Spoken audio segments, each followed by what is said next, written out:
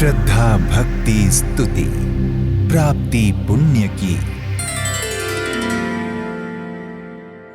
जानिए क्यों होती है मूर्ति पूजा।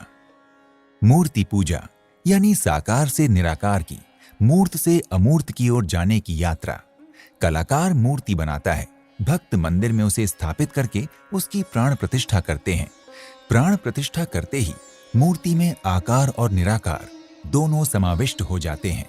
मूर्ति का पहला छोर तो आकार में दिखाई पड़ता है, लेकिन उसका दूसरा छोर निराकार की ओर होता है। जैसे खिड़की से कोई आकाश को देखता हो।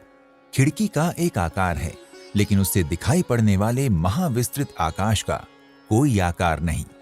मनुष्य में इतनी क्षमता और पात्रता भी नहीं कि वो सीधे शुद्ध और निराकार को बिना आकार के देख ले। इसलिए मूर्ति निराकार के दर्शन का प्रथम माध्यम होती है। फिर पूजा जैसे जैसे गहरी होती जाती है, मूर्ति वैसे वैसे विसर्जित होने लगती है। जो पूजा को समझ गया उसके लिए मूर्ति कहाँ, और जो मूर्ति में ही रुका रहा उसके लिए पूजा कहाँ। मूर्ति में साकार और निराकार उसी तरह समाये रहते हैं जिस तरह जल में हिम और वाष्प दोनों समाहित रहते हैं। जो पूजा को नहीं समझ पाते उन्हें ये जानकर अचरज होता है कि मीरा कृष्ण में मगन हो उनकी पाषाण मूर्ति के आगे भला क्यों नाचती रहती। तो भक्त पहले मूर्ति की स्थापना करता है, फिर मूर्ति पीछे छूट जाती है और मात्र पूजा शेष रह जाती है। जैसे सागर में छलांग लगाने के लिए तट पर खड़े होना पड़ता है, लेकिन छलांग लगाते ही तट पीछे छूट जाता है तथा अनंत अगाध समुद्र में व्यक्ति गोते लगाने लगता है।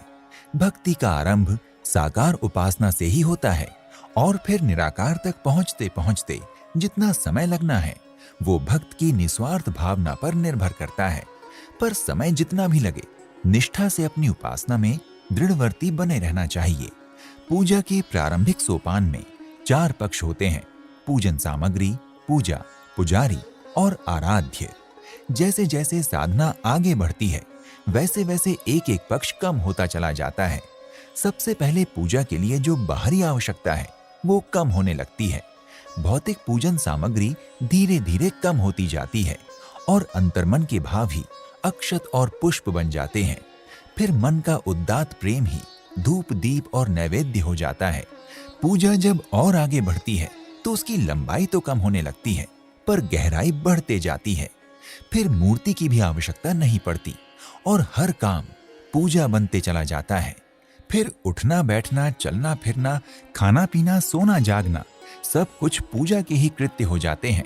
बाबा रविदास जूता गांठने का काम भी पूजा भाव से करते थे। उन्हें अपने औजार में, अपने जूते में, कठौती के जल में, अपने ग्राहकों के चरणों में, हर जगह ईश्वर के ही चरण दिखाई पड़ने लगे थे। कर्म ही उनका आराध्य हो गया था। कबीर चादर बुनते हुए चादर में ही राम के दर्शन करने लगते थे और अपनी जीवन रूपी चादर को ज्यों की त्यों धर देने का संकल्प बुनते रहते थे। सूरदास अपने मानस नेत्रों से, अपने कंठ स्वर में अपने आराध्य बाल कृष्ण की क्रीड़ा का आनंद लेने लगे थे। यहाँ भी पूजा और पुजारी दोनों एक हो गए थे। कर्म ही भक्ति बन गया था, भक्ति ही कर्म हो गई थी। जब ये स्थिति आती है तब पूजा अपने अंतिम चरण में होती है। वो पूजा और पुजारी का ही नहीं, आराधक और आराध्य का भी भेद मिटा देती है। आराधक स्वयं आराध्य में इस तरह विलीन हो जाता है जैसे गंगा गंगा सागर में। आराधक और आराध्य का ये महामिलन ही पूजा का अंतिम लक्ष्य है। इस चौथे सोपान पर आकर पूजा मौन का रूप धारण कर लेती है। पूजा, पूजा सामग्री, पुजारी और पूज्य में कोई भेद नहीं रह जाता। शबरी जैसा निश्चल प्रेम, केवट जैसा निष्कपट हृदय और हनुमान जैसी निस्वार्थ भक्ति जिसके पास होती है उसके घर में राम को स्वयं जाना पड़ता है।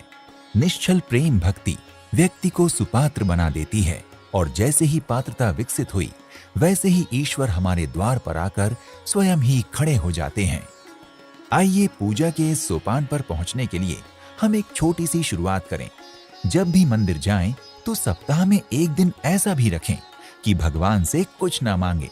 उस दिन केवल उन्हें धन्यवाद देने जाएं कि प्रभु, अभी तक आपने जो कुछ भी दिया है उसके लिए मेरा आभार स्वीकार करें। तो श्रोताओं, ये थी श्रद्धा भक्ति स्तुति चैनल की प्रस्तुति। ऐसे ही और वीडियोस के लिए हमारे चैनल को सब्सक्राइब करें और कमेंट सेक्शन में हमें जरूर बताएं कि आप और किन किन विषयों पर ऐसे ही भक्ति भाव से भरे वीडियोस देखना चाहते हैं। नमस्कार।